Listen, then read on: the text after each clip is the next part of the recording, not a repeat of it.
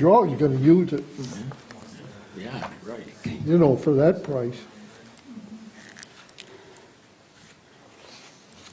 My kids always say, what do you get that for? I said, well, I'll need it sooner or later.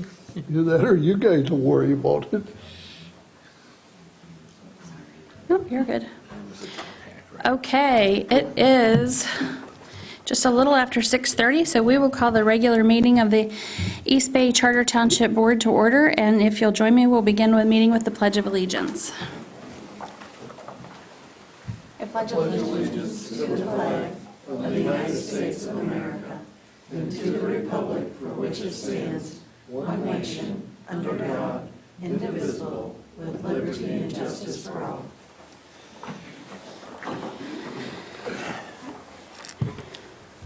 Okay, and we'll start with roll call.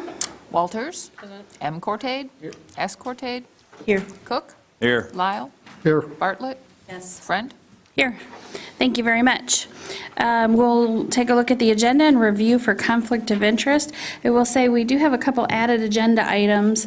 You'll see that you have your packet in front of you, but you also have the updated agenda and supplemental packet. So let me just walk through you what those additions are. The added agenda items are under the consent agenda. We have the Board of Review appointments, and that is for all of the current Board of Review appointees right now. And the Planning and Zoning Department, we did add that as an update. There's no materials for the packet, but that's added as an update. And the USDA grant agreement under the Beach District has been added. The materials which have been added are under correspondence and reports. You have a clerk's update that has been added, and that's in the supplemental packet. You have, under the consent agenda, those Board of Review appointments that I mentioned. You have, for the zoning amendment 1-24 car wash, you have the Planning Commission draft minutes that have been included in that supplemental packet. And for the Beach District, you do have the USDA grant agreement itself. Additionally, you'll find that you have 4 stapled packets looking like this, and these are the RFPs that we send under separate cover, and that is under that Beach District market and branding contract agenda item. So with that, is there any conflict of interest? So let me just talk about all of them. We do have a tribal grant award, Board of Review appointments. Grand Traverse County Road Commission is here for an update. Engineering with respect to the preliminary engineering for the sewer project. The zoning amendment for the car wash.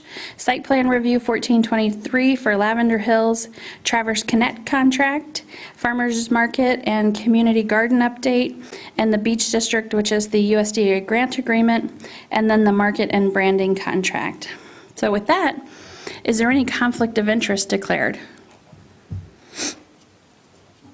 Okay, seeing none, is there an approval of the agenda? move to approve the agenda as presented.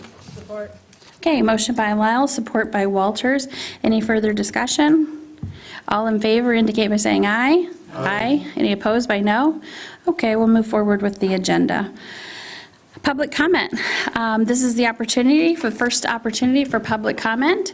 And we have just a few people here, so we'll go ahead without rules. But generally, what it is 3 minutes for public comment. And happy to have you come up and introduce yourself and share your perspective with us. How are you tonight? I'm fine. My name is Kathy Dugan. Excuse me.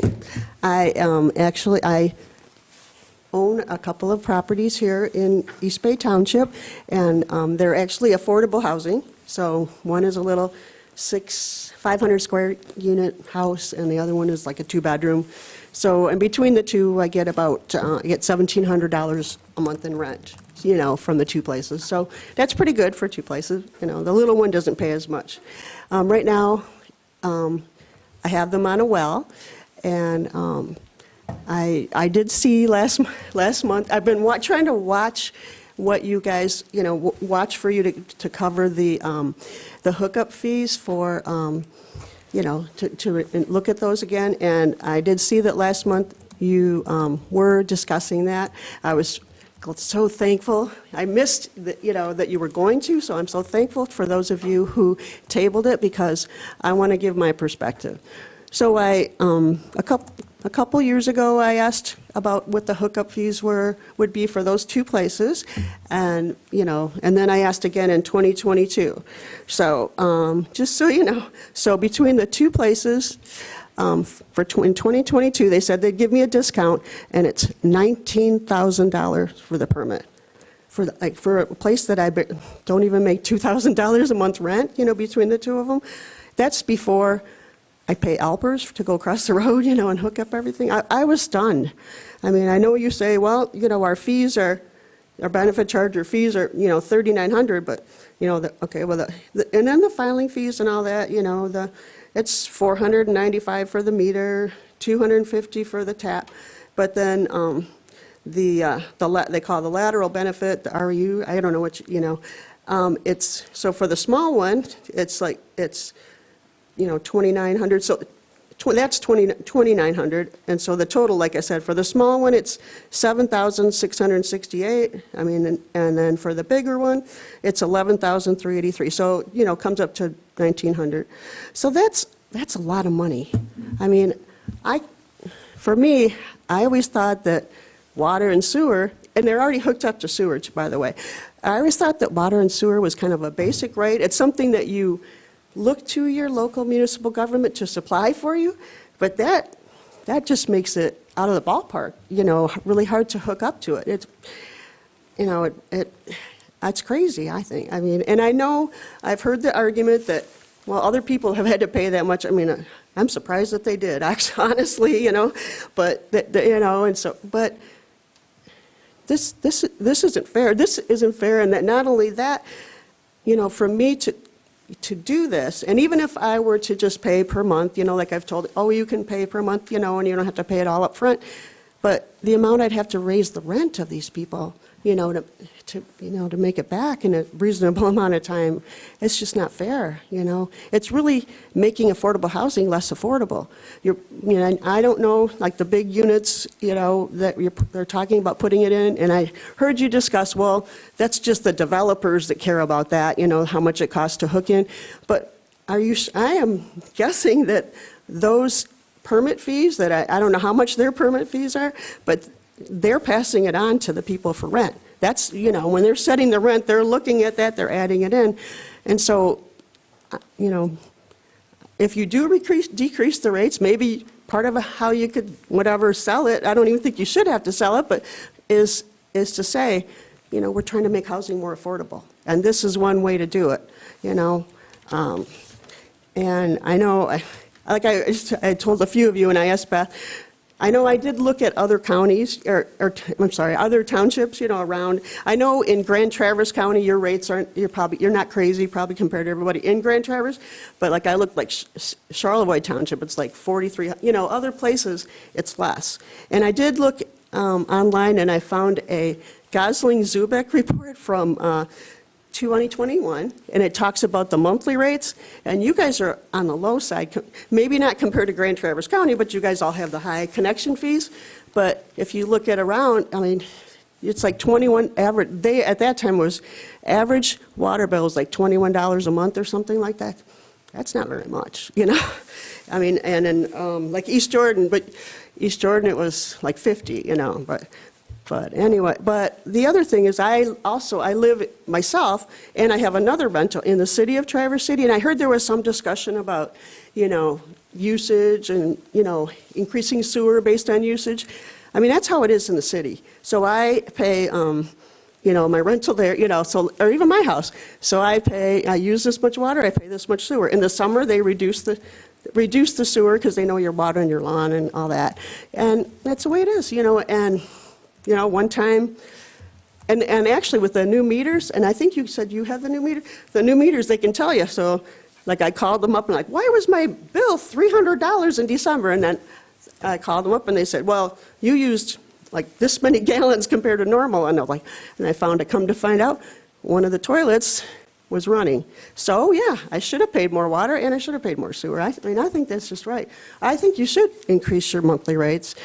But I think, this just seems out of the, just seems way out of line, compared to what reality could be. So I just wanted to actually say the perspective, and I'd be happy to share. They gave me a written estimate on the water rates, connection fees. I'd be happy to share that with all of you guys. I know you've talked about not being able to talk about individual landowners, but I'd be happy to share that with you. And I just wanted to give you the perspective, my perspective on that. So, thank you. Okay, thank you. Any other public comment? Okay, we will move on to correspondence and reports. You do have some items in your packet.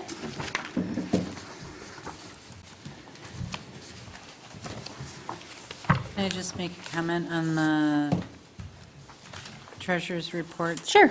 The second one that has January at the bottom, but December at the top, I forgot to change the title. So Okay. It is January of 2024. And all the figures are correct, it's just, I didn't change the top title. What page was that on of the packet? 9. 9, okay, thank you. All right. Other correspondence we have the Traverse Connect Q4 Growth Barometer. We have the Treasurer's Report, December, January, Supervisor's January meeting log, and the Clerk's Update. Any questions on any of those? Okay. With that, we will move on to the consent agenda. And we'll have Ann go through the consent agenda, just noting, Ann, that we do have that added Board of Review appointments. Got it. The purpose of the consent agenda is to expedite business by grouping non-controversial items together to be dealt with by one board motion without discussion. Any member of the board, staff, or the public may ask that any item on the consent agenda be removed and placed elsewhere on the agenda for full discussion. Such requests will be automatically respected. If any item is not removed from the consent agenda, the action noted in parentheses on the agenda is approved by a single board action adopting the consent calendar. This evening, you have January 8th, 2024 regular meeting minutes and January 22nd, 2024 special meeting minutes. Recommend approval. From the general fund, check numbers 18392 through 18478 in the amount of $190,934.32. The emergency fund, check numbers 5516 through 5551 in the amount of $995,981.21. The receiving fund, check numbers 2924 through 2927, the amount of $87,628.37. Escrow fund, check numbers 1988 through 1993 in the amount of $15,453.78. No checks were issued in the roads SAD fund. Two payrolls, payroll dated 12/31/23 through January 13th, 24, check number 7598 through 7600, total $65,656.42. And the payroll dated January 14th through January 27th, check number 7601 through 7606, totaled $71,384.31. Total payroll amount, $137,040.73, and total amount paid, $1,431,038.41. There were no proposed budget adjustments, and other items included 2% grant award and Board of Review appointments. Okay, thank you. We'll just note that on your smaller supplemental packet on page 6 of it, that is the additional Board of Review appointments. And as I mentioned, those are the current Renee Edley, Carl Studzinski, and Sharon Vreeland.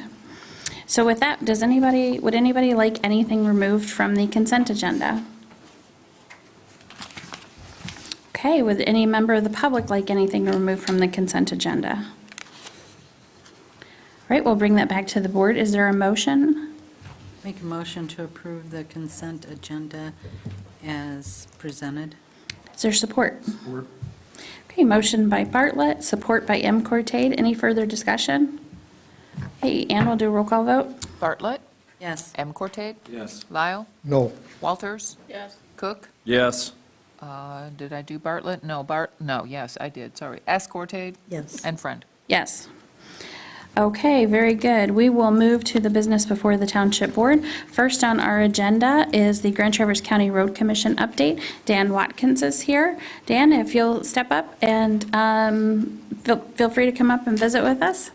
And I believe it's the first time that you've been with us, and Dan is the new director or manager of the Grand Traverse County Road Commission. Yeah, definitely. Nice to be here tonight. Thought I'd just give you a little background. It's the first time I'm addressing the board here, so. I'm an East Bay resident. I've been here about 15 years in East Bay, so. Total, I've been with the Grand Traverse County Road Commission about 9 years. I've been the interim manager and then the manager for the last 4 months, but previous to that, I was the superintendent, and then I was also the fleet and facilities manager. Previous to that, I worked for Grand Traverse Metro. I actually worked at Station 1 just down the road here on 3 Mile. So I was a firefighter EMT for quite a few years, so definitely be involved in the community and being around, so. Good. Definitely. Nice. And I think you worked with Joe a bit as well, right? Me and Joe actually, I think, started a day apart, so. Yeah, so. 1 employee number apart. Well, good. So, actually, Larry's here tonight too as well. I wanted to introduce Larry. Larry Lacrosse is the superintendent, so he'll be doing a lot of the projects in the area. So, and Larry's kind of got a list of a few things that are going on in the area. If anybody had any questions or anything like that, I can answer those before Larry comes up. And Any questions? Nope. okay, Nice to meet you. Thank you. you too. Hi, Larry. How are you doing? Good, how are you? Good. Larry Lacrosse, superintendent. I started about, 3.5 years ago with the road commission. A lot of our work right now, we're working on getting ready for summertime work. So we're having a meeting with our townships on the 14th, township supervisors. We'll provide you with our IBR ratings for our roads. It's basically investment-based rating system for gravel roads. Then we're also going to share with you our PCI data, which is our pavement condition index, which will help us understand what condition your roads are in, what condition your gravel roads are in.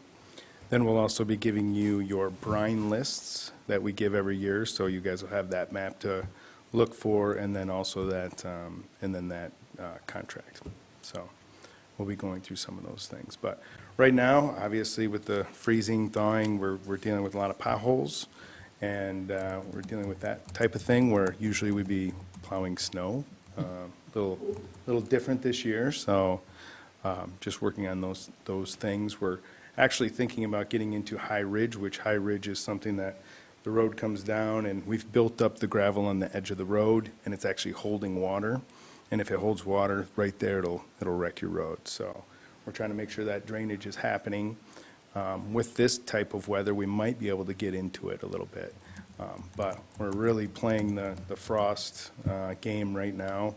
Right now, our frost laws are on, so that means we have restrictions on our paved roads so that large trucks don't drive over them and wreck the roads because there's still a frost layer in that road. So we're kind of playing that game a little bit. We also have to follow those laws, so we can't drive around with a bunch of material and big, large trucks and big equipment. So we're a little limited to what we're doing as well. So potholing, we're doing some ditching right now if we can get into that.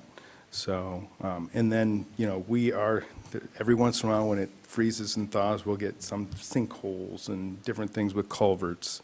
So we've been working on a lot of that work as well. So, but that's kind of our update for now. And if you guys have any direct questions for us. Any questions? One thing I just wanted to mention, we're, of course, working on a couple special assessment districts. There's a few we're working on. There are varying degrees of levels of advancement, right? Some are ready to be done this year. Some are getting their pricing probably opened soon, the next week or two, and just different ones. But two of them that pop into my mind, one is Scout Camp Road, which is a gravel road.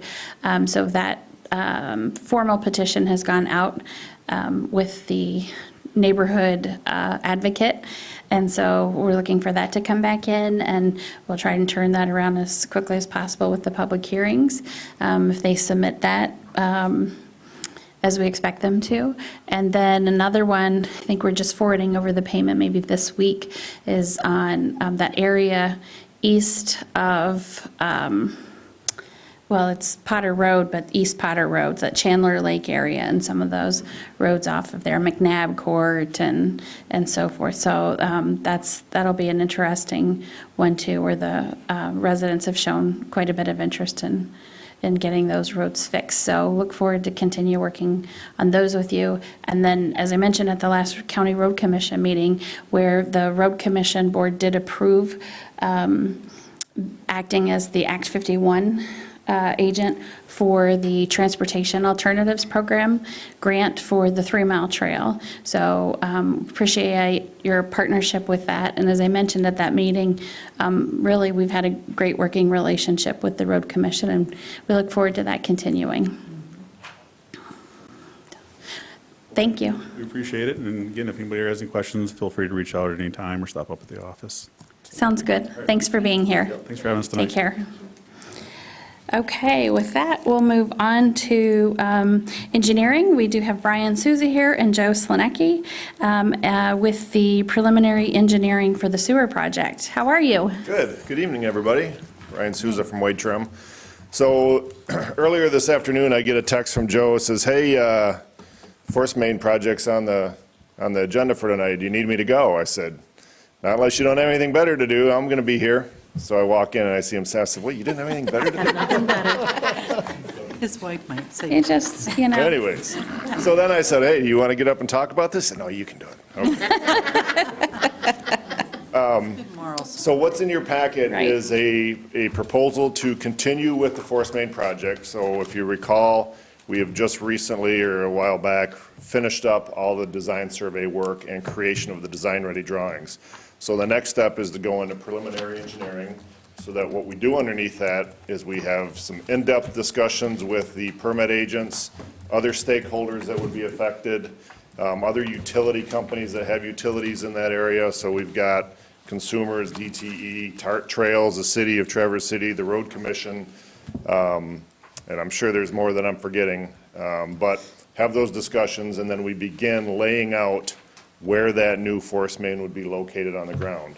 And we typically, under preliminary engineering, do that in a plan view situation. So we're looking from the sky down at the project. How are we going to snake this through all these utilities, intersections, culverts, storm sewer, existing sanitary, all of that stuff. Try and find good locations to get it put in.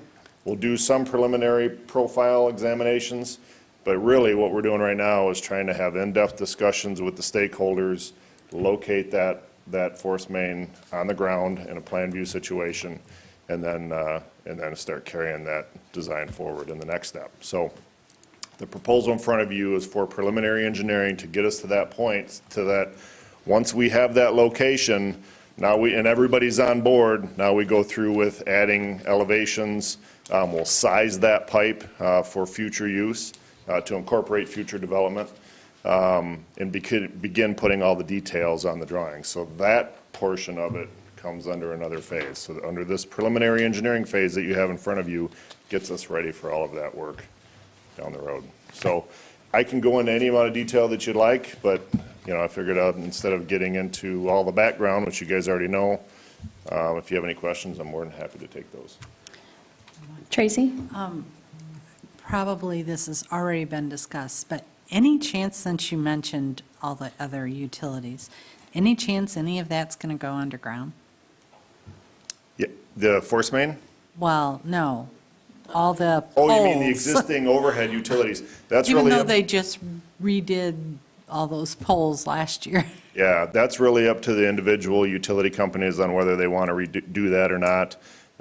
They may jump on board when saying, hey, if there's going to be a lot of work in this area, maybe now's the time to do that if they had it in their plan. But really, that's all up to them. Okay. Yeah. And that's one of, oh, go ahead. I was going to say, there is some work that DTE is doing through that area. They're actually putting in a big high-pressure main through the same area that we want to go with this force main. So we've had some discussions with them preliminarily as well. Let them know what the township's up to and kind of find out what they're planning on. So, but as far as aerial stuff, that's, I don't know what the individual companies have up their sleeve. That's why we keep good communication and let them know it's coming down the pike, because any opportunities we can to do that. I mean, I know that all of us here at this board are really proud of the fact that we were able to do utilities in conjunction with the road commission project at 4 Mile, and so look for those opportunities. Yeah. Just wanted to note on this, last month we had a resolution, and Acme Township and the following weeks passed the similar resolution, but from Acme's perspective, both that resolution and ours went with a one-page overview sheet to the state of Michigan to potentially request some,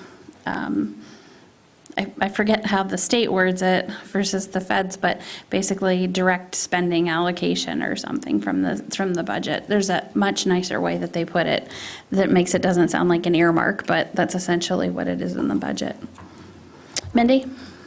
Two questions and one comment, I guess, or one question and one comment. I don't see any schedule in here. No, we didn't put a schedule in there. I mean, our process is to get this done as fast as we can, because you have money in hand from the ARPA funding.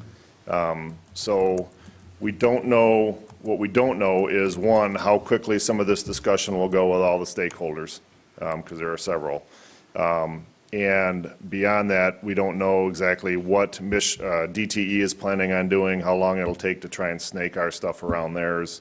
There's a lot of unknowns, so to provide a schedule, it could be a recipe for disaster. Just understand that we know that there's a tight time frame on this money, and we want to use it as fast as we can, so. We are operating under the general umbrella that's really pushing the project, which is the county $2 million that were allocated, and that's really the big push. So that has to be allocated by 2024, spent by 2026. So that's why we're looking at construction, which will take over 2 seasons of 2025 and 2026. So everything is kind of backed off of those, that schedule. And my comment is, I propose that it's a time and materials not to exceed estimate of 225. However the board chooses to want to do the project, I mean, I don't think that we've had a tremendous amount of issues at all with Wade Trim. Been very fair with us on a lot of the projects that we have in the contract, so up to the board and up to Wade Trim. I'm fine with it if the board is. I mean, we, like Beth said, if there was any change or it was going to cost more, we would come back and talk to you about it anyways. Any comments or, I'd support that. The Okay. not to exceed language. okay? Glenn, did you have a comment or a No, the question? only comment, I mean, it's something that has to be done if we're going forward with this Yeah. sewer. This, In this specific, Acme Township and Gosling have copies of this, so they understand and know that this is going forward. To date, a lot of it has been lower threshold, and really some of it, at first, we didn't know if we would, for about the past year, we've known this project's going to go. But we'll start with this. I did talk with Acme Township. We will start invoicing Acme Township with this. We're going through the records to bring them up to date on exactly what's been spent thus far, and then applying that ratio, which John DeVozo is getting us for that. And then we'll be brought to current. And then with this project, we'll determine an intermittent or a frequency of how we're going to bill them, quarterly, semi-annually, something like that. I'll make a motion to approve the standard professional agreement number 1 with Wade Trim for the preliminary, what did you call this? amendment number- Preliminary design engineering for East Bay Sanitary Lift Station number 1, Force Main, with the change that it is a time and materials estimate not to exceed $225,000. Support. Okay, and just want to note that this is an amendment actually to a previous contract, so I just want to make sure that we do note that it's amendment number 1. So there is a motion by Walters and support by Lyle. Any further discussion? Just real quick, how much did we spend on the original contract? The survey, I think that one was in the, 34, I believe. oh, that sounds about roughly right. I think that was, the contract amount was 34. I thought it was a little bit more than that, but it could most certainly be. What, is there any estimate on what it's going to take beyond this to get to like a bid-ready plan set? So typically in the engineering world, we go by percent of construction. Right? So on an $11 million project, you're looking at about 15% of that is usually engineering. Okay. Now, with the situation that we have, there's an existing force main. We know the relative size of that now, any upsizing. I mean, there's some steps that we don't have to go through because of the situation that we're in. So a 15% of 11 million includes engineering. So let's say it's a $10 million project. If it was 10%, that'd be $1 million, right? I expect we'll be well underneath that. So that also, Matt, please understand, that includes not only design, permitting, and bidding, but once you go to construction, also full-time construction there while that's being installed. Yeah, inspection and testing. Design itself is usually 7 to 10%. Okay. Okay, so we have a motion and support, and we'll do a roll call vote. Certainly. Walters. Yes. Lyle. Yes. M. Cortade. Yes. Cook. Yes. S. Cortade. Yes. Bartlett. Yes. Front. Yes, thank you very much. We're good, thank Appreciate you. your work on this. Thank you. Have a good evening. You too. Okay, with that, we will move on to Planning and Zoning Department, which has several things. They've been very busy. So we will tick through their 6 items on the agenda here, and we'll start with a Planning and Zoning Department update. There's no materials for this. There was a couple things Claire was going to mention to the board. Yeah. So the first one is the site plan reviews. I was going to give you a copy of it, but I want to update it first. So one of our planning commissioners requested basically a summary of all the site plan reviews. We did 4 years back, so 2020, 2021, 2022, and 2023.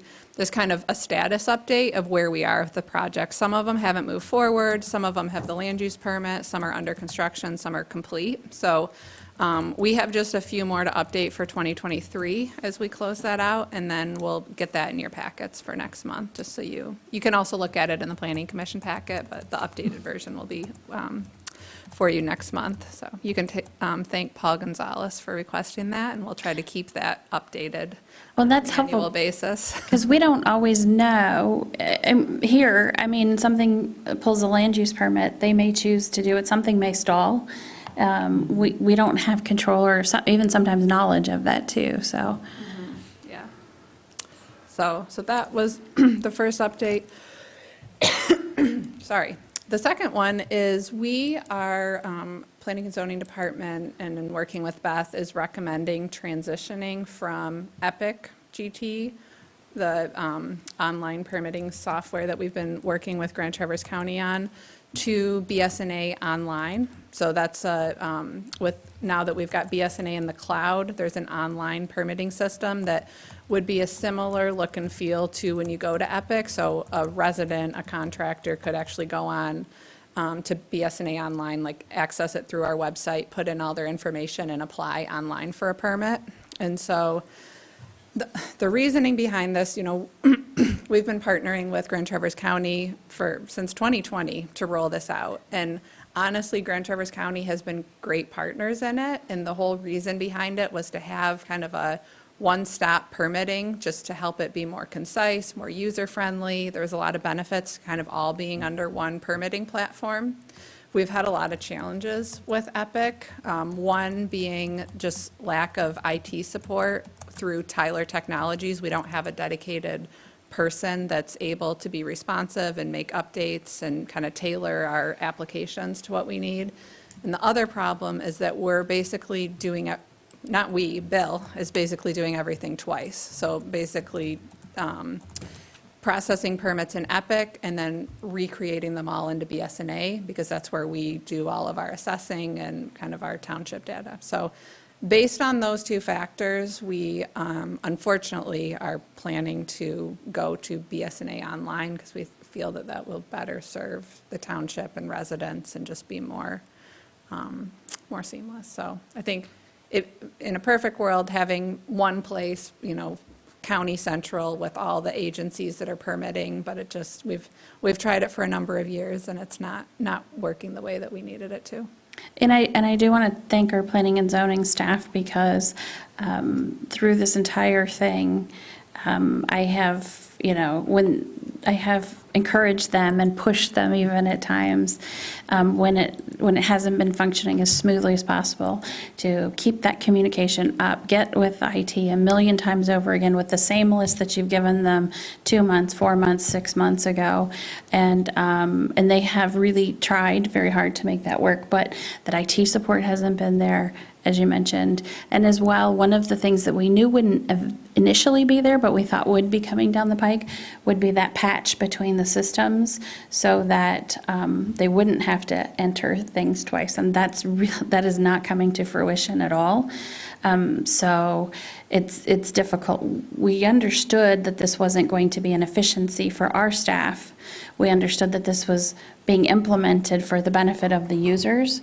However, it is costing us a tremendous amount of personnel resource time to duplicate those, with no end on horizon for that. So we've contacted BSNA, and we have a proposal, and Claire and Bill will be going through that proposal and looking at, how they would implement that and the timing and so forth. Any questions on that? Have you seen it work?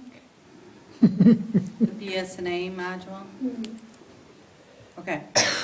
But, I know a lot of, when we were talking with Dalton with BSNA, I know that there's a lot of municipalities in Michigan that are using BSNA online, so we could certainly talk with them before we make the switch. Just because there's been, it was such a steep learning curve for our developers and people getting permits, to change them again. We will definitely How do much some different reaching is it? out to those municipalities. We'll get a list of some of the ones that are using that right It now. just, it was steep and difficult. And I think different modules have different demands of them too. I think the community development module has worked really well for you guys, even with the transition. So, yeah. Okay, was there more update? I think that was it, unless I'm forgetting something. Okay, any other questions in general? Okay, well, we'll move on to the zoning amendment 124 for the car wash. Okay, so this zoning amendment, I know there's been a lot of amendments coming at you as we rewrite the zoning ordinance, but this one was precipitated on the True North is redoing their gas station, putting in a new car wash. Our ordinance requires 40 decibels as the maximum for a car wash operation as a special land use permit. And the applicant went out, field tested, let us know that just the road noise on Hammond Road is significantly louder than 40 decibels. Like, I think it was 70 something. So that's just the ambient noise. So at the same time, working through the zoning ordinance rewrite, Brian Graham, our legal counsel, was kind of very adamant against using any type of decibel threshold in our ordinance. He says he wants us to use the reasonable person standard. It's more defendable in court. It's, more able to be implemented by the zoning administrator. He can kind of articulately speak to the reasons why he strongly recommends townships use that as opposed to the decibels. So we already had the language drafted from Brian as what he wanted to see us replace it with the car wash standards. So with this recommended zoning text amendment, we just went ahead and took the language that Brian was recommending in the new ordinance, put it in this recommended text amendment so that the applicant can move forward with land use permits and building permits and stuff like that. So I will say that I'm conflicted out of the True North project. So this is not anything to do with the True North project. This is, Very true, yep. this is really a cleanup of the zoning based on the recommendation of our legal counsel. Yeah, and the planning commission held a public hearing in January, and Actually, no, February, last week. And so those are your minutes, your draft minutes from Ann that she got turned around quickly. And those are the ones that are in the smaller packet, the supplemental packet. Yeah. Question, if there is no decibel, okay, and let's just say that this car wash is approved, okay, what happens if, say their fans start going bad and they start squealing, whatever they do, and neighbors start complaining, how do we deal with it? I would say because it's a special land use permit, we would require some investigation of sound, looking at ambient sound, looking at kind of a sound study. So it's not necessarily going to be black and white, like a specific threshold, but kind of a sound study, understanding what the ambient sound is, what the hours of operation are, what sound is created by those, kind of the additional sound impact, and then we have that to be able to go out and make a determination as to whether that sound is. Okay, on a special land use permit, would we be in our rights to get a decibel reading on the new equipment when it's running, so that we had a benchmark, and then down the road, if things start getting awful noisy, we got something that said what it was when it started out? I mean, does that, That's a possibility. I guess I would want to check with Brian, just the way that he's written it, noise generated on the site from any source, that because of its volume, frequency, or shrillness shall not unreasonably annoy, disturb, injure, or endanger the comfort, health of a reasonable person. So I think that it would be more of kind of a qualitative determination by the zoning administrator as opposed to data-driven, but that's a good question. well, I don't think anybody can build any car washes in neighborhoods, but, I mean, they're allowed in the regional business district through special land use permit, so that was one that, it's near neighbors, but we, I was going to say, how did that work with? they were less than 40, Really? their sound, based on their sound study. okay. So Thank there, you. so there is a sound study that's required prior to getting approval. I think they just supplied it, didn't they? Well, it was required at the time because we had the 40 decibel requirement. So when Green Mick came through here, they had to meet the 40 decibel requirement. I mean, is it a reasonable request to remove the decibel threshold language and still require a sound study? Potentially not. I guess with this most recent car wash, we do have a sound study because they went out and took readings. I guess with a future car wash application, to meet this requirement, I think we would be looking at maybe more qualitative benchmarks about what the surrounding ambient noise would be versus what their operations look like. And I think that this provision is probably more related to the enforcement if it becomes an issue. And we'd still, as well, we do have the police power noise ordinance as well. And we have utilized that up on the Beach District area, up on 31. Okay, other questions? The one thing, I guess, related to the language here, it's pretty vague, I guess, intentionally, but it doesn't delineate between sound at the site or at the property line. Does it need to have a delineation there? Because, I guess I can make the argument that if it annoyed me when I was pumping gas, I'm at the gas station, it may not fall under reasonable, maybe Yeah. unreasonable, but That's a good question. I think that from an enforcement standpoint, we'd be looking at the surrounding land uses as opposed to the user of the site. okay. And not necessarily at the property line, but at the location where activities occur. So, looking at Grand Traverse Academy, looking at, I was going to say, Roy's. we can hear the speakers from the gas pumps every once in a while out in the parking lot. Or from Cherry Knoll, or, so. Yeah, sound is complex. I know other neighboring jurisdictions have struggled with it, and I do think, I appreciate Brian's guidance on this, so. Okay, is there a motion regarding zoning amendment 1-24? I'd make a motion to approve zoning amendment 1-24. Support. Okay, the motion is made by Lyle, supported by S. Cortade. Any further discussion? Okay, we'll do a roll call vote. Ann? Lyle. Yes. S. Cortade. Yes. M. Cortade. Yes. Cook. No. Walters. Yes. Bartlett. Yes. And Friend. Yes. Okay, we will move on to Lavender Hills. Hey, Beth, can I just give one more update? Oh, sure. On True North? Of gas course. station While we're on the topic. So as a part of this gas station project, they're using a very small, so the parcel right at the corner is very small, and then there's another, parcel that kind of surrounds it. So they purchased both of those parcels, and they're expanding the gas station pretty minimally.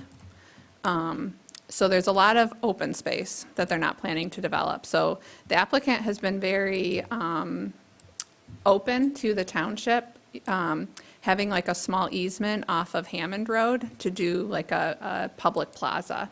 So what we're looking at, and we're pursuing some grant funding to, basically, we're going to have the Safe Routes to School trail running right along in front of that gas station, having a little pathway, and then putting together like a little plaza with some seating area, potentially art, planting, kind of a gathering space for people to, using the trail system. So that was something that came out of the master plan, was a desire for kind of like a public gathering, civic space, kind of a feeling that there's not in East Bay Township, kind of a public square. So this is kind of an attempt to have kind of a public area that people can gather and.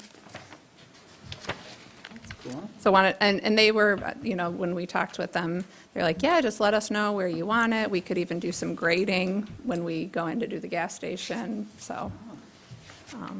Yeah, we're moving forward with that. Okay, thank you. Then that grant an application goes in, and when do they decide on that grant? Yeah, it's T-Mobile, and it's $50,000, and it's due, the application is due March 31st. And I don't remember the exact timing. Okay, all right. Okay, with that, we'll go on to the Lavender Hills. Okay, Thank you. so this is a 12-unit, single-family condominium subdivision. It's in the agricultural zoning district. If you're familiar with Highlands, it's basically kind of an extension of Highlands. The proposed units range in size from 1 acre to 1.5 acres. The site is 42 acres. It's, so they're basically, they're looking at doing the 12 condo units, and then there's going to be 4 additional, you'll see in this site plan, that there's 4 additional, basically like parcels that they, under land division, that they're planning to retain as well. So the Planning Commission held a public hearing on this in January. They recommended approval to the Township Board with some conditions. And you'll see the memo that goes into detail. We've had a number of meetings with our township engineer. Actually, we just met this morning on stormwater. So I think we're in a pretty good place. Our attorney has reviewed the master deed, the condo docs. He just recently reviewed the hold harmless agreement, had a minor edit, but for the most part, I think we're in pretty good shape with it. The recommended conditions, I'll just go over quickly, requiring that the master deed and bylaws are recorded with the Register of Deeds, as well as the hold harmless agreement needs to be approved by legal counsel. All construction traffic shall be limited to the entrance and exit on Potter Road, with the exception of staging, which my understanding is everything has already been staged. It came off of 4 Mile.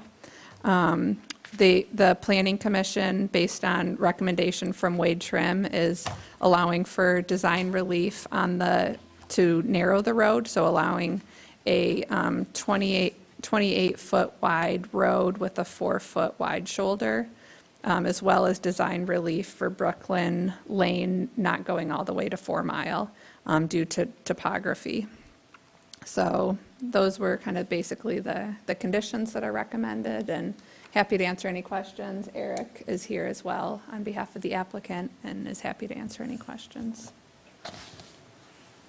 Okay, Mindy, did you have anything to add with this? No, we did have a couple public comment that you'll see in the notes, but basically, the comments were such that, you know, this is taking up more ag land, and people would like that ag land to stay. That was about it with the comments, but nobody was in actual objection to this particular project. It makes sense because of the way the land and the topography are out there, but there was concern about the use of ag land, converting it to residential. Okay, very good, thank you. So what is being sought by the applicant and recommended by the Planning Commission is on page 32 of our packet, which is approval of site plan review 1423 with the 6 conditions in addition to the findings of fact. Any further questions? Is there a motion? I'll make a motion to approve SPR 14-23 with the conditions as set forth by the planning commissions and based on the finding facts as amended by the planning commission. Support. Okay, there is a motion by Walters and support by M. Cortade. Any further discussion? I just got one quick question. So just so I understand, I'm trying to wrap my head around this. So there's 12 site condos and then 4 larger standalone parcels that are intended to be what? The, Single-family residential in the future, so they would come for a land use permit in the future. 1 per parcel? Yes. Okay. Okay. Did they have HOA restrictions in the 12 that they're adding, just out of curiosity? Are they doing that, same HOA restrictions for the other 5? Those were 4? not included in the. Okay, all right, just curious. Okay, other questions, or did that answer your question? I think so. Any other questions? Okay, Ann will do a roll call vote. Walters. Yes. M. Cortade. Yes. Lyle. Yes. Cook. Yes. Bartlett. Yes. S. Cortade. Yes. Friend. Yes. All right, very good, thank you, and to the Planning Commission for their work on that. Traverse Connect contract is in front of us. We started a contract with them a little over a year ago, or about a year ago. Claire, do you want to cover that? And we also have Warren Call here with us. Here as well. So this would be year 2 of the contract. So if you'll recall, in the first year of the contract, Traverse Connect supported the township's economic and community development initiative, specifically along Hammond Corridor and in East Bay Corners, and also provided regional data. And I think one benefit in continuing this partnership and contract is just we're kind of better understanding what Traverse Connect offers, and so being able to bring them into discussions with developers. We had a good discussion with the property owner who, before they sold it to True North, was looking at, moving their catering business and kind of mixed-use opportunities. So I think it's a really nice kind of partnership to be able, and as we learn more about kind of their relationships and some of the resources that they have available, just bringing them in on some of those discussions. Looking towards the second year, you'll see in the contract, they have agreed to develop an economic development strategy for the township, and it will be consistent with a requirement from MEDC, the redevelopment ready certification. So we need this economic development strategy, and so they're going to put that together for us this year, and then on an annual basis, we'll update it so that it's current. You'll see the budget implications. It would be for just this fiscal year. It would basically start tomorrow and go in through February 12th of 2025, and then can be renewed on an annual basis. So Okay, good. Warren, do you want to speak to this at all? In particular, I was wondering if you might even mention, I realize this isn't the focus of this, but the additional meetings that you're doing with the county and the townships regarding economic development and their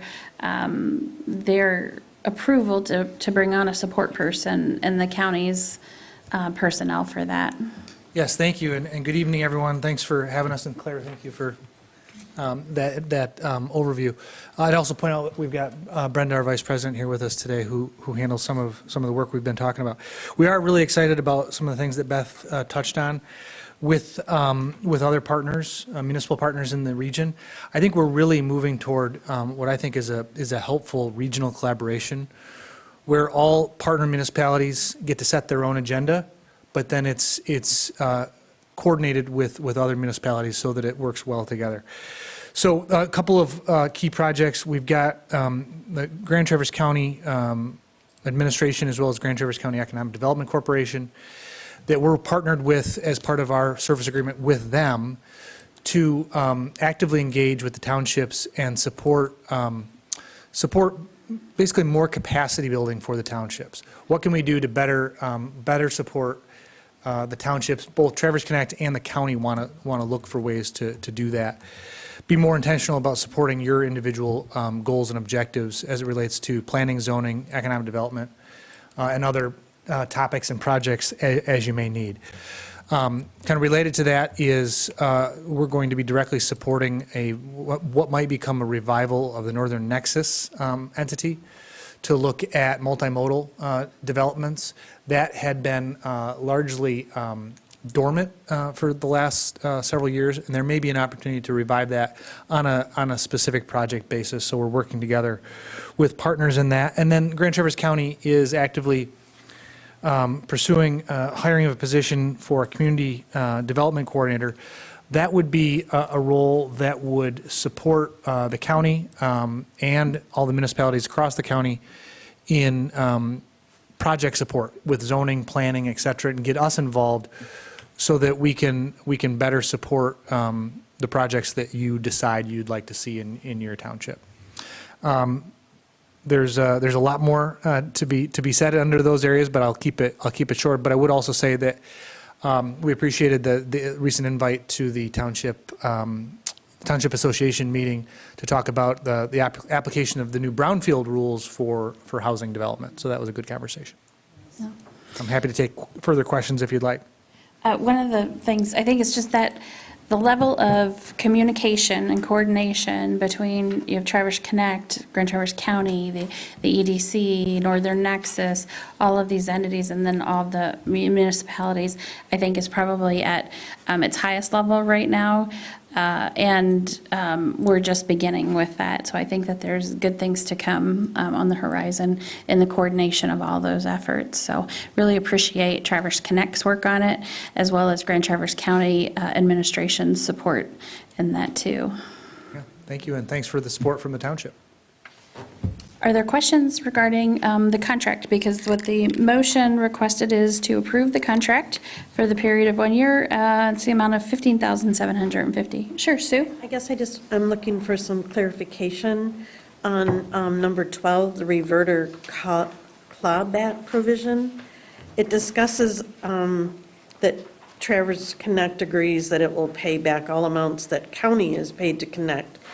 Does that also need to say the township has, can you just explain what that clawback is? I think that's an excellent pointing out of a clerical error. That's a typo.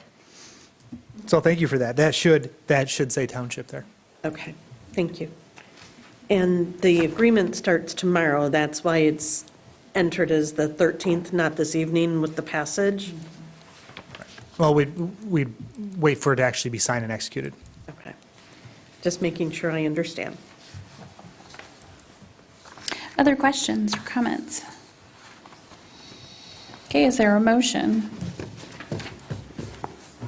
I make a motion to approve the Traverse Connect contract with East Bay Township for a period of 1 year in the amount of $15,750. Support. Okay, motion is made by Bartlett and supported by Cook. Any other discussion? Okay, all those in favor indicate by saying aye. Aye. Any opposed by no? Motion passes. Thank you very much. Appreciate it. All right, with that, we will move on to the farmer's market and community garden update. And this begins on page 72 of your packet. We have Sam LaSouza here on behalf of the Planning and Zoning Department. How are you, Sam? Good, how are you? Good. A lot of talk about coordination and trying to bring a lot of things together. That fits with this topic as well. And capacity building as well. Yep. So, as many of you guys know, I'm the CEDM Community Development Fellow here at the Township, which is part of a capacity building effort to just add capacity to the planning department. We had a few things identified as opportunities for me to work on while I'm here, but another opportunity came up, which is before you guys, which was an implementation grant made available by CEDM to implement something during my time here. And looking at the 2023 master plan that you guys approved, we identified the farmer's market as something that could be utilized as part of that grant. So I applied for that grant, and we actually received it, so that's what's before you guys today is the agreement on that. It's a no match, I'll just say. No match, yes, just the money to get it done, which is always $10,000? nice. Yes, $10,000. And with the idea that we would be opening spring of 2024. So really trying to work through that process and get that going. There was also, all the way back in 2021, we actually established a farmers market subcommittee that involved a few different board members from the various boards and committees that we have. And so we're looking at possibly reinvigorating that with the idea that the community garden is also something that we've been working on. So in looking at the farmers market and the community garden, we kind of realized that programmatically they worked very similarly to one another in that they promote agricultural businesses and promote knowledge sharing and community building and placemaking and all of these things. And so in looking at that, we thought that it would be helpful to create a subcommittee that might handle both, kind of handle a food security incubator here at the township that promotes agribusiness and all of those things. So that's kind of going to be coming over the next couple months. Right now, the Parks Commission is reviewing the documents for the farmers market and community garden. They'll be reviewing that next week at their meeting. And so those documents will kind of establish the framework for which the farmers market and community garden operate, as well as create an application process to apply to be a participant in either of those things.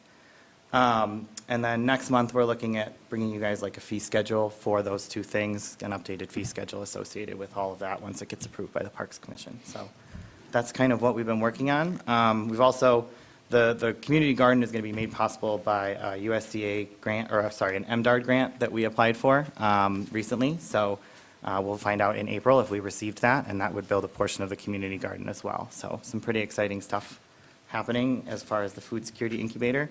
And then right now before you guys is just the implementation grant to get the farmers market going this spring. So I'm pretty excited to help you guys with that and get some farmers out there. It'll be an evening market, so it'll be on Thursday evenings from like 3 to 7, capturing people kind of coming home from work, picking up their kids from school, that kind of thing. We're looking at possibly having some food trucks and maybe some live music as we get it going. You know, we're going to keep it simple to get it started, but there's the opportunity for that to really make a sense of place here at the township. People can say, they're like, let's go meet at the township and grab food and go shopping at the market and listen to some music. And so it should be pretty exciting. Yeah, I think it's great, and the added capacity has just helped tremendously. Just to establish with the board, the motion we're looking for right now is the ability to sign the CEDM agreement for the $10,000. Obviously, with every grant comes a grant agreement, and so this would be approval of that grant agreement. Again, $10,000, no match required. The MDARD grant, and with this grant, we will get that farmers market kicked off. The MDARD grant, which we have yet to hear about, we do feel like we're really well aligned with the goals that they've put out for that grant. But we'll wait to hear, and we won't count our chickens before they hatch, even if we are talking about agriculture. And so we'll see what happens in the next couple months. But if that comes to fruition, that of course will again come back to you for an agreement. And that one does have a slight match. I think the award is about $130,000. With it'd be $100,000 with a 30% match. Right. So it'd be 130,000 total, of which this 10,000 can be used toward that grant. So again, Sam has been visited with the Parks Commission as well and is on their agenda. Next Tuesday is their meeting. So any questions regarding this process and then this agreement? Go ahead, Sue. Just a clarification, under the terms, page 73, term, this agreement shall cover work performed by the community during the following 15-month period, February 1, 2024 through July 31, 2024. I did see that earlier today while I was reading through that. I think that's a typo on their part. I think they meant it needs to be implemented before I'm gone in August, so it would have to be done. Okay, so the 15-month period is not going to be 15 months? No, I think- This month I think- range is more accurate? I believe that my commitment is 15 months at the township. I think that wire got crossed somewhere. Makes sense. Thank You'll you. make sure of what that is. Yes, I'll reach back out to Sarah and confirm. Any other comments or questions? So with the farmer's market, what does the $10,000 work towards? What does it pay for? So that'll get us a logo created and some branding and marketing stuff. So, a welcome signage, that kind of thing. Some picnic tables or some sort of seating, because we'd like to have a sitting area if we're going to have food trucks so people can actually come and spend some time and be comfortable. Barricades, we'll need to barricade certain places off to prevent cars from coming into the market and really delineate carb versus pedestrian-oriented stuff. And then, again, a marketing campaign, so printed materials, that kind of thing. Yeah, good. So it's physical stuff. Oh, yeah, yep. And then I forgot to mention a tent, so you're going to need somewhere to do market operations out of, and so some sort of pop-up tent of some kind. Because occasionally we get grant money, and it pays for to create a position, and then pretty soon we're paying for the position, so just wanted to make sure. Yep, it'll be all kind of infrastructurally based for operations of the market. Part of it is obviously things that are not tangible as far as like the communication, those types of things at the initial part. But definitely those tangible items too, which will help get that get that farmer's market started.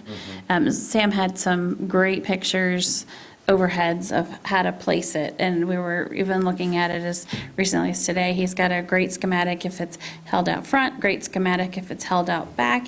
We were kind of discussing those given the time that it is, the day of the week, all of those things. So there's pros and cons to both. But as most recent, we were looking at, and we will talk with the Parks Commission too about this, but it's looking like this back lot might be a great spot. While it's not as visible, we can enhance it with signage, but it allows us to cut that off right where you turn in to come to the back lot. So then we, I think he is proposing that the food trucks would be going right along that line. So if you think too, if you're not going to the food market, but you're picking your kids up, you could stop, pick up some food, and then, a quick dinner or quick meal before a sport practice or something like that. It'd be easy for people to do that. So makes another question. I brought it up several different times about a secondary access road to be able to get out of the township, to maybe utilize closer to the iron treatment plant to get a driveway out and be able to use that as well, so that it's not here during the busy office day, but it can be set further away, that we can build Yeah, something things to else think that about way. definitely in the future, particularly if we go to do like a facility plan is what I'm thinking, of putting a facility plan as part of the CIP, and that would be part of it. Right now, as we sit, it's pretty good if we do that because we can barricade that off and we don't have to worry about that mix so much of traffic with the foot traffic too. Well, and Definitely something. I'm always looking at elections because of the 9 days of early voting that's going to be happening during the height of garden season And we- and farmer's market, it will be going through Yep. that time period. In the rules, I did have it in there to specify that we do have no market that week, so that we Okay. give it a break, and there's no conflict with elections, and we figured that would just be too many things happening at the Township Hall for that 1 week, so we skipped that week in the market Gotcha. rules so far, as they're, So far. as they're proposed, I guess I should Gotcha. say. And then, yeah, I had thought about, is an infrastructural improvement the best way to spend that $10,000? And any of the ones we would do at this point seemed a little, like, it was better to get the farmer's market going and see how it would go before kind of investing in infrastructure to support it. So I tried to think about utilizing everything we already had, other than maybe a picnic table or a pop-up tent or a welcome sign or something like that, to try and get it done as inexpensively as possible. Right, and this is in your wheelhouse. I think this is something you live and breathe all the time. For the last couple of years, yeah. Yeah. So if anybody doesn't know, Sam works with the Sarah Hardy Farmers Market in Traverse City as well. Yeah, I've been one of the market managers there for a couple of seasons now. So, yeah, I'm pretty familiar with a farmer's market of a decent size. Okay, is there, let's see, the possible motion to approve the CEDAM agreement for professional services. I'll make that motion. Support it. Okay, motion made by Cook, supported by Bartlett. Any further discussion? One other comment. This is great. Fully support this idea of a farmer's market, but, and Sam, you probably have a better idea of this, but how do you go about, if we're going to move forward with this, invest some time and money in it, how do you go about setting performance metrics? In other words, how do we go through a season and kind of grade ourselves and say, well, that was successful, or maybe we need another season to see if it's going to get off the ground and be sustainable? So MIFMA, the Michigan Farmers Market Association, has guidelines on that. They actually have toolkit that is like for doing day of attendance counts and working with the vendors to figure out how many pounds sold and how many pounds are rescued with food rescue, and how many people does come from how far away, that kind of those metrics.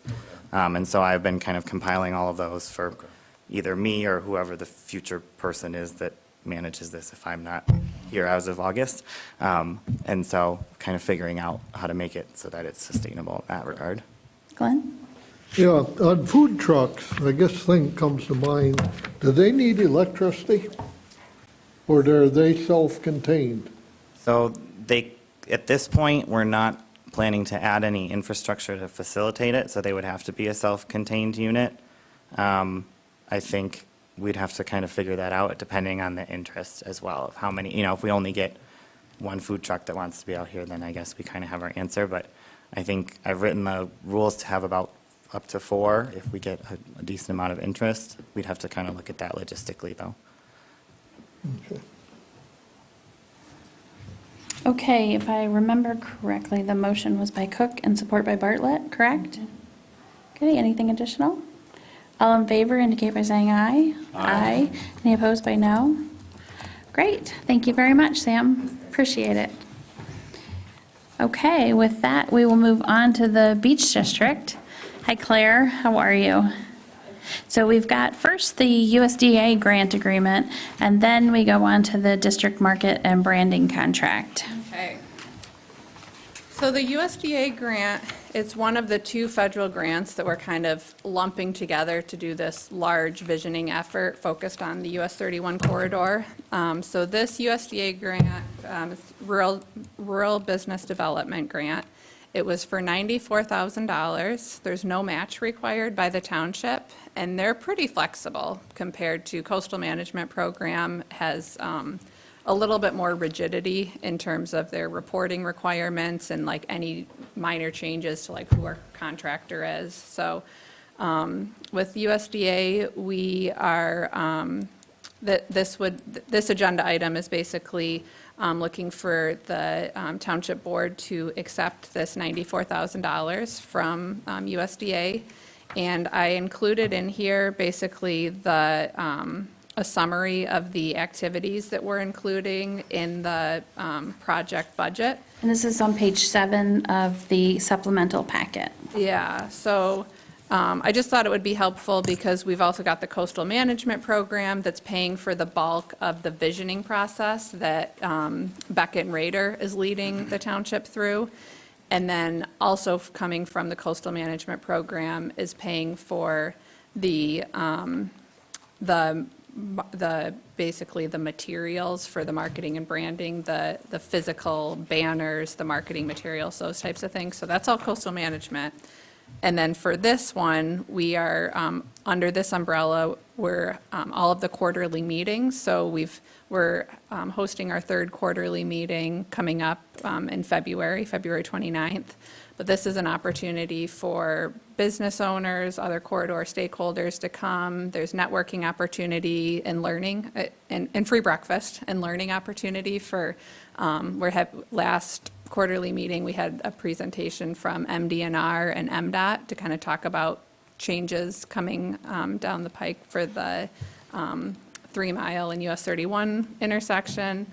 This upcoming one, we've got SBDC, the Small Business Development of Michigan. We've got MEDC, and we've got Venture North coming and just talking about resources and support available to local businesses for either expanding their existing operations or kind of supporting their current operations.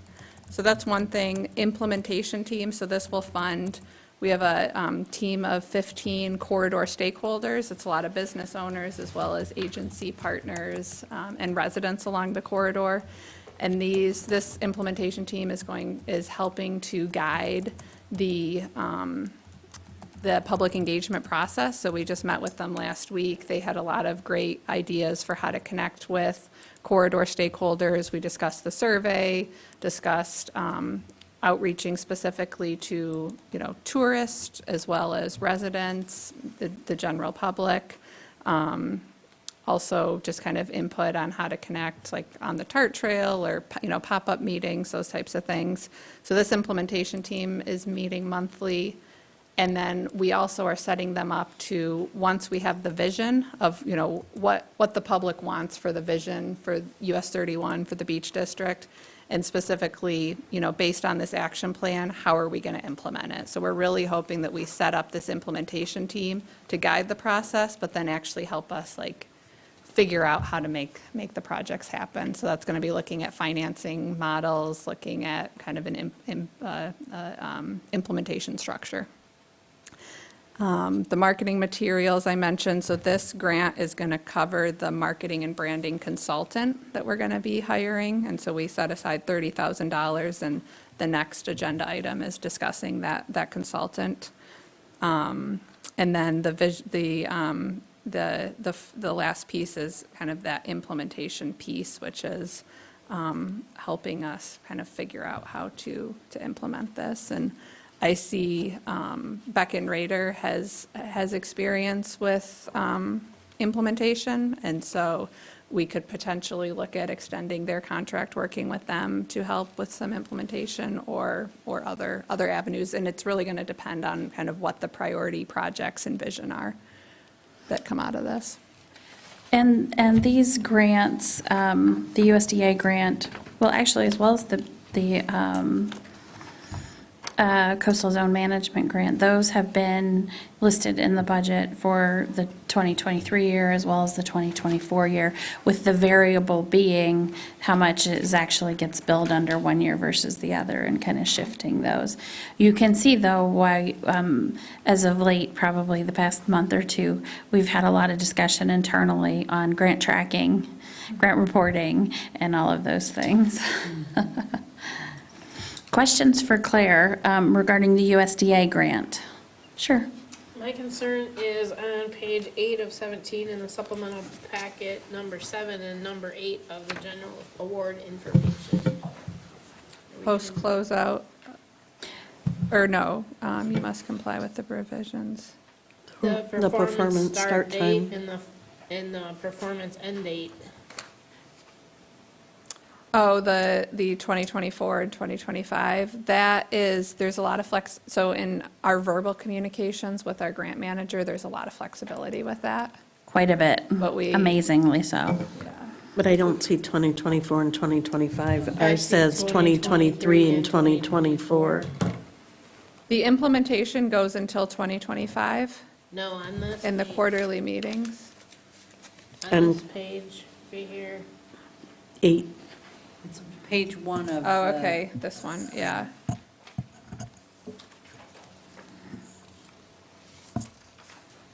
What do you think, Beth? I think we could probably get that changed before I have, we. having seen the emails going back and forth, and having talked with them quite a while ago, you've been more up to date with them. I'm amazed at the level of flexibility. So I think what you could do is a motion potentially to approve the USD grant agreement as presented, noting the performance end date should be further negotiated with the USDA and potentially changed on the contract. That way, if they say, nope, you have to spend all this by then, well, then we know how to proceed accordingly.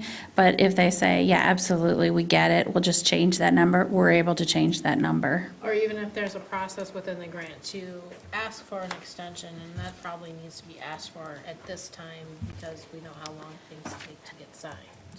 Since this supposedly, was awarded in June of last year. And we have been asking, it's not only this grant, I think it was another one too. We have been asking for the grant agreement for quite some time. It's been quite lengthy until we even got the grant agreement. Yeah, and I think that was more coastal management program, but yes, I think that I know that they have a copy of our budget that shows it going off until 2025, and that was kind of our initial application, so we can definitely make that modification. Yeah. I just don't see anywhere in these terms that you can extend, the dates they talk about the federal calendar, and if it falls on a holiday, how it wraps around, it doesn't talk about extensions at all. Yeah. So if you make a motion, Mindy, then you just move to approve the USDA Rural Development Grant Agreement as presented, noting the performance end date and the recommendation that we work with the USDA to amend that number 8 date.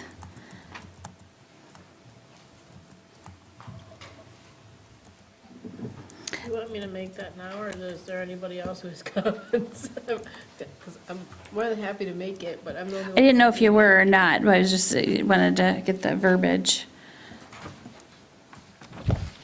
The verbiage there.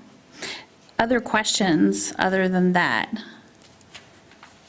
Okay. Okay, I'll go ahead and make a motion to approve the USDA RD grant agreement with Latitude to negotiate number 8 of the general award information,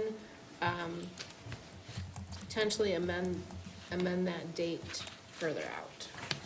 Okay, is there support? Support it. Okay, motion by Walters, support by Bartlett. Further discussion? Okay, all in favor indicate by saying aye. Aye. Aye. Any opposed by no? Okay, very good, thank you. We will be in touch with, what is his name again? Keith, that's right. Keith, I always know, because when I see Keith come up, I'm like, oh, this is going to be a nice email, because Keith is very chill and very getting stuff done, but nothing raises his, fervor at all, so that's good. Okay, with that, we'll move on to the Beach District Marketing and Branding Contract, and of course, the board members have all of the proposals that were submitted. Okay, great. So we issued the RFP for consultants interested in developing marketing and branding strategy for US 31 corridor for the Beach District. So there's 3 key elements of this. One is the banners, the light pole banners, and kind of the bigger signage. Sam has also reached out to MDNR/MDOT that's amenable to like a Beach District sign on the pedestrian bridge. So, and then also some gateway signage, so we're kind of lumping that all together as like the signage. The second piece is a website, so having this consultant develop a website that would not be a project website, but more of a website that kind of hosts an inventory of all of the, like a directory of businesses and amenities along the beach district. So I think it could be a really cool kind of resource for tourists, for residents, people interested in accessing these businesses, and kind of create more of an identity and brand for that district, featuring beta, TART, kind of how to get around in the district. And then the third one is the printed marketing materials. So we are looking to have kind of like maps that have a inventory of businesses. And so hotels, restaurants can kind of help cross-promote one another, have them up at their front desk at the restaurant, at Pirates Cove. People can pick them up and see what other amenities are offered in the beach district. So this was like the low-hanging fruit that the businesses back in 2020 told us, this is what we need, like, this is what would really help us. This is kind of, we would love the, you know, the big visioning stuff, but we're looking for kind of this low-hanging fruit. And so it's taken us until here to get the funding and stuff to implement that. But that was kind of the impetus for moving forward with the marketing and branding for the corridor, was what we heard from the businesses. And Claire, did you, talk to us a little bit, just recap on the choice? Yeah, so we received, so we sent it out directly to eight local firms that we identified that did this type of work. We received 4 proposals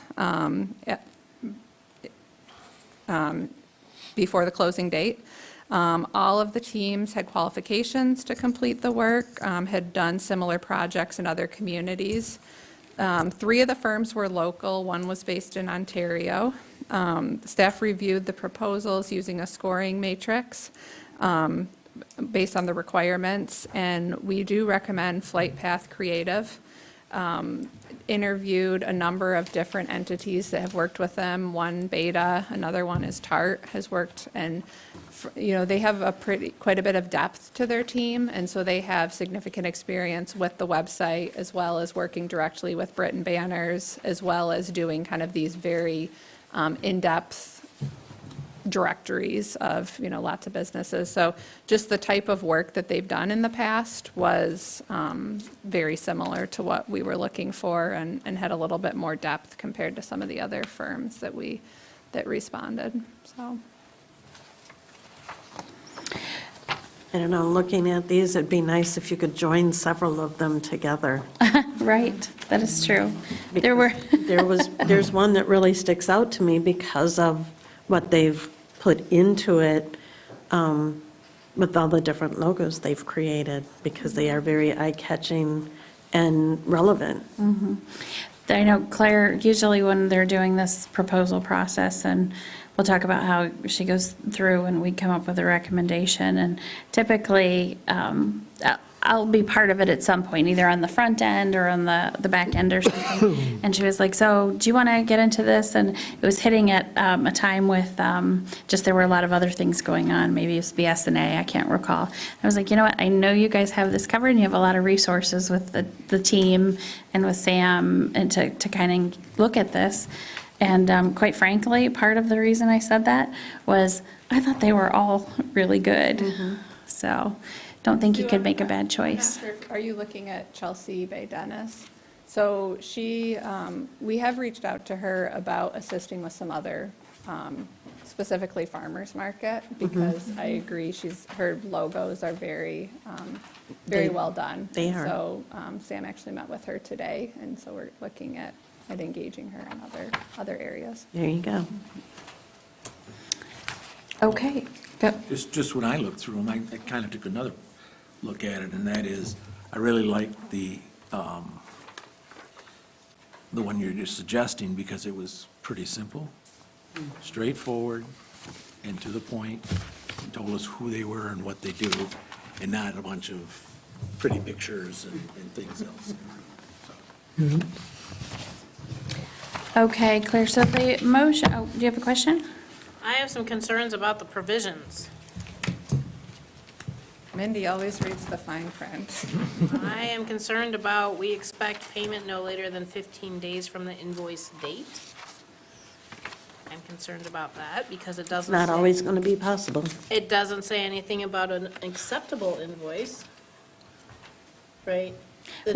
We work with those, I mean, we had the same thing when we hired, for example, the bathroom, the cleaners that handle the parks, and they're 15 days as well. Well, they invoice at the beginning of their month, and I'm like, we will not pay until the work's completed. And so they've amended how they do theirs as well, yeah. And the other thing is, my pet peeve is that, it's got to be a max. There's got to be a max and a time and materials maximum, and there's not one here. In fact, they also, have the provision that, if you change a scope, we're going to charge you more, and to me, you need a change order before you do that, so. Those are a couple things in the general provisions that I believe that we can work through them, no problem. I just think that they need to be addressed. Well, one thing is too, this is, the way I understand it, this is as well, the motion would be to engage them based on their proposal. So this is not, I mean, the 30,000 is what we have scoped out for the work, what they have scoped out. Obviously, we don't intend to, we won't go over that budget because we only have so much in the amount that we can do. But if they spend $27,500 doing the work, then we pay them $27,500. We're going to be invoiced. So this is more, what I understand is about retaining them to do the work under this scope and those amounts. Would that be correct? Yeah, and I think we're meeting with them this Thursday, so I think we can kind of better understand what their, kind of how they operate with billing, and we can. So I think what we could do is a move to a motion which would allow administration to engage with, what was their formal name, Flight Path Creative, to engage with Flight Path Creative based on the $30,000 scope and the outline, and subject to the general provisions and the reasonable amendments as negotiated with staff and Flight Path.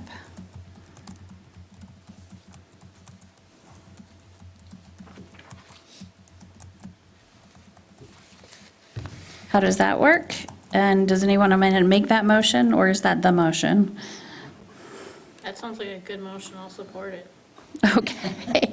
And Ann will get to go back to the video because Yeah, you probably don't remember what you said. I got it. I got most of it. Move to engage Flight Path Creative per their proposal for $30,000, subject to the general provisions as reasonably negotiated between Flight Path and staff. in the scope of services offered, yeah. Yep, that sounds good. So I guess the motion was made by Friend and supported by Walters. Is there further discussion? All in favor indicate by saying aye. Aye. Any opposed by no? Okay. Well, Okay, good luck. great. Well, thank you. Everyone is welcome, all trustees are welcome to attend our next quarterly meeting. It's February 29th, which is Leap Day, at 9 a.m. at Harbor Brook Hall. So if you want to just come and kind of see the process. And there is breakfast. It is not an omelet station, it's just bagels. So, coffee and a bagel. We're actually doing Potters this, Oh, okay, so, might be a little less protein, but still good. very good. Well, thank you. Okay, with that, we are at our second opportunity for public comment. Is there anybody who would like to offer public comment at this time? You may on a different subject. You already spoke on the water and sewer, so. Yeah. Okay. Any other public comment? Okay, the upcoming meeting date for next month is March 11th, 2024. Does that sound right? March 11th, really? Okay. All right. Of Leap Day. All right, with that, if there are no objections, then we stand adjourned. Everybody have a good evening.